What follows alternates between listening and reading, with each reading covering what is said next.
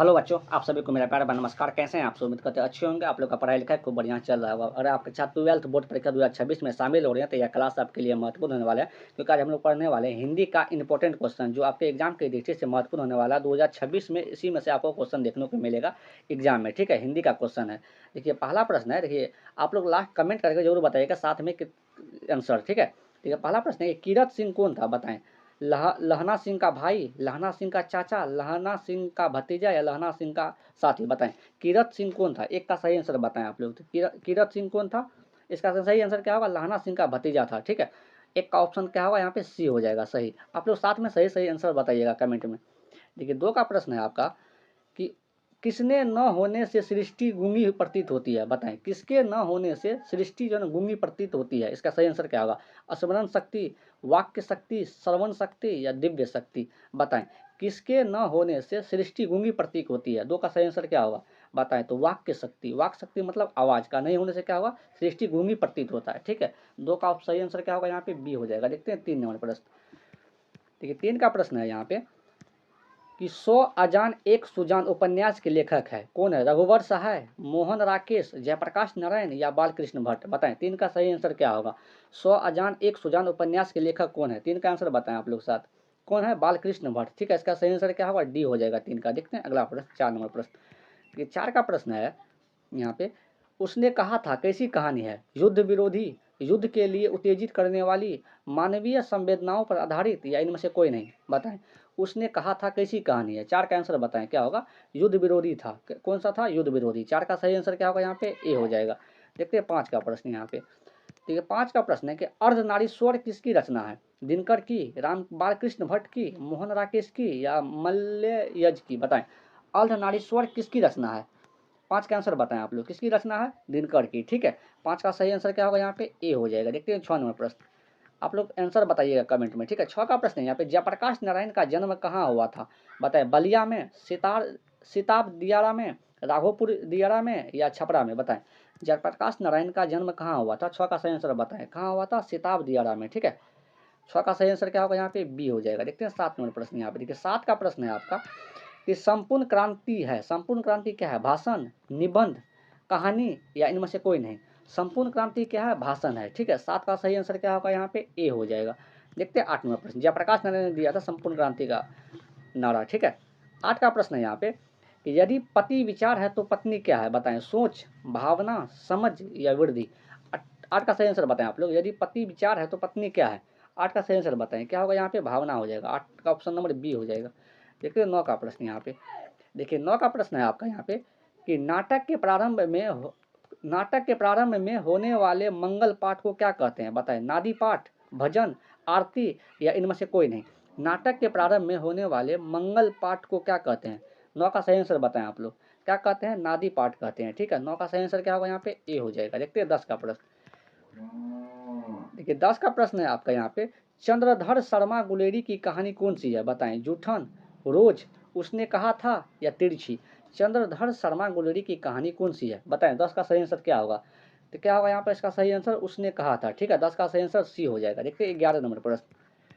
देखिए 11 का प्रश्न है यहाँ पे आपका कि मलिक मोहम्मद जैसी है। तो मलिक मोहम्मद जैसी क्या है? सूफी कवि, भक्त कवि, सिंगारिक कवि या इनमें से कोई नहीं? मलिक मोहम्मद जैसी है क्या है? बताएं, इसका सही आंसर क्या होगा यहाँ पे? तो सूफी कवि है। ठीक है, कौन सा कवि है? सूफी कवि। 11 का आंसर ए हो जाएगा। देखते हैं 12 का प्रश्न यहाँ पे। ठीक है, 12 का प्रश्न है यहाँ पे आपका कि सूरदास किस भाषा के कवि हैं? संस्कृत, ब्रजभाषा, अवधी या मैथिली? सूरदास किस भाषा के कवि है? बताएं, सही आंसर क्या होगा? 12 का क्या होगा? यहाँ पे ब्रजभाषा हो जाएगा। 12 का ऑप्शन नंबर क्या होगा? यहाँ पे बी हो जाएगा। देखते हैं 13 नंबर प्रश्न। देखिए 13 का प्रश्न है आपका। देखिए यहाँ व्याकरण है कि द्रव्यवाचक संज्ञा का उदाहरण है। तो द्रव्यवाचक संख्या का उदाहरण कौन है? बताएं, गुच्छा, तेल, शहर या कक्षा? बताएं, 13 का सही आंसर क्या होगा? कि द्रव्यवाचक क्या होगा? यहाँ पे तेल हो जाएगा। ठीक है, 13 का ऑप्शन नंबर क्या होगा? यहाँ पे बी हो जाएगा सही आंसर। देखते हैं 14 का प्रश्न। कि 14 का प्रश्न है आपका कि विधवा शब्द का विलोम है। विधवा शब्द का विलोम क्या होगा? विरत, सधवा, महत्व या संपद? बताएं, विधवा शब्द का विलोम क्या होगा? विलोम का मतलब क्या था? उल्टा। ठीक है, सधवा हो जाएगा। 14 का सही आंसर क्या होगा? बी हो जाएगा। देखते हैं 15 नंबर प्रश्न। देखिए 15 का प्रश्न है आपका, अधिकार शब्द में उपसर्ग है। अधिकार शब्द में उपसर्ग है अ, अध, अधि या अधि। महर्षि का दीर्घिक है। आप लोग देखिएगा, अधिकार शब्द में उपसर्ग क्या होगा? उपसर्ग क्या होता है? किसी शब्द के पहले लगता है। उपसर्ग क्या होता है? किसी शब्द के पहले लगता है, ठीक है। प्रत्यय किसी शब्द के अंत में लगता है। अधिकार में शब्द का में उपसर्ग क्या होगा? यहाँ पे अधि हो जाएगा। क्या होगा? अधि होगा, ठीक है। 15 का ऑप्शन नंबर क्या होगा? यहाँ पे सी हो जाएगा। देखते हैं 16 नंबर प्रश्न यहाँ पे, ठीक है। 16 का प्रश्न है आपका यहाँ पे कि 10 मवेशी वाले घर से साल भर में कितना अनाज मिलता था? बताएं। 20 सेर, 40 सेर, 23 सेर या 25 सेर। 10 मवेशी वाले घर से साल भर में कितना अनाज मिलता था? कितना अनाज मिलता था बताएं। 16 का आंसर बताएं कितना? 25 सेर, ठीक है। 16 का ऑप्शन नंबर क्या होगा? यहाँ पे डी हो जाएगा। देखते हैं 17 का प्रश्न यहाँ पे। 17 का प्रश्न है आपका कि सिपाही की माँ के रचनाकार है। सिपाही की माँ के रचनाकार कौन है? भगत सिंह, दिनकर, अय्यर या मोहन राकेश। बताएं। सिपाही की माँ के रचनाकार है। 17 का सही आंसर क्या होगा? क्या होगा? यहाँ पे मोहन राकेश हो जाएगा। 17 का ऑप्शन नंबर डी। देखते हैं 18 नंबर प्रश्न। 18 का प्रश्न है यहाँ पे कि प्रगति और समाज क्या है? बताएं। निबंध, परगीत है। परगीत और समाज क्या है? बताएं। आलोचना, उपन्यास या इनमें से कोई नहीं। परगीत और समाज क्या है? बताएं। 18 का सही आंसर क्या होगा? क्या होगा? यहाँ पे निबंध है, ठीक है। 18 का सही आंसर ए हो जाएगा। देखते हैं 19 नंबर प्रश्न। 19 का प्रश्न है आपका यहाँ पे। देखिए अगर आप लोग यहाँ तक आ गए तो क्लास को लाइक करें, अपने दोस्तों के बीच शेयर करें, चैनल को जरूर आप लोग सब्सक्राइब कर लीजिए, ठीक है, इसी तरह क्लास देखने के लिए। 19 का प्रश्न है आपका, संपूर्ण क्रांति का नारा किसने दिया था? बताएं। दिनकर, जयप्रकाश नारायण, महात्मा गांधी या भगत सिंह। संपूर्ण क्रांति का नारा किसने दिया था? संपूर्ण क्रांति का नारा दिया था जयप्रकाश नारायण ने, ठीक है। तो संपूर्ण क्रांति क्या था? भाषण था। इससे पिछले वाले सवाल में हम बता चुके हैं।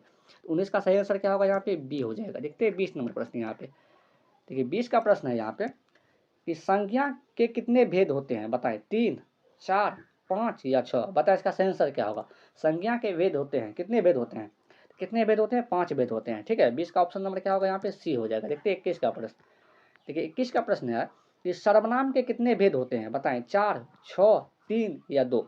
सही आंसर क्या होगा 21 का? सर्वनाम के कितने भेद होते हैं? 21 का आंसर बताएं। कितने भेद होते हैं? यहाँ पे 6 भेद होते हैं, ठीक है। 21 का ऑप्शन नंबर बी हो जाएगा। देखते हैं 22 का प्रश्न। ये 22 का प्रश्न है आपका यहाँ पे कि कलम तोड़ना मुहावरे का अर्थ है। तो कलम तोड़ना मुहावरे का अर्थ क्या है? कलम तोड़ देना, कलम नहीं टूटी, खूब बढ़िया लिखना या इनमें से कोई नहीं। तो कलम तोड़ना मुहावरे का अर्थ क्या है? खूब बढ़िया लिखना, ठीक है। तो इसका ऑप्शन नंबर क्या होगा? यहाँ पे सी हो जाएगा सही आंसर। देखते हैं 22 का सी होगा, सॉरी। 23 का प्रश्न है यहाँ पे कि आर्ट ऑफ कन्वर्सेशन कहाँ के लोगों में सर्वाधिक प्रचलित थी? बताएं। भारत के, यूरोप के, अफ्रीका के या कनाडा के।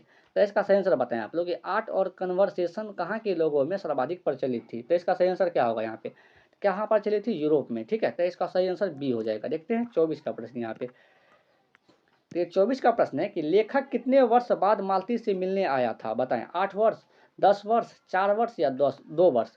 तो लेखक कितने वर्ष बाद मालती से मिलने आया था? सही आंसर क्या होगा 24 का? बताएं। कितने वर्ष आया था? 4 वर्ष बाद।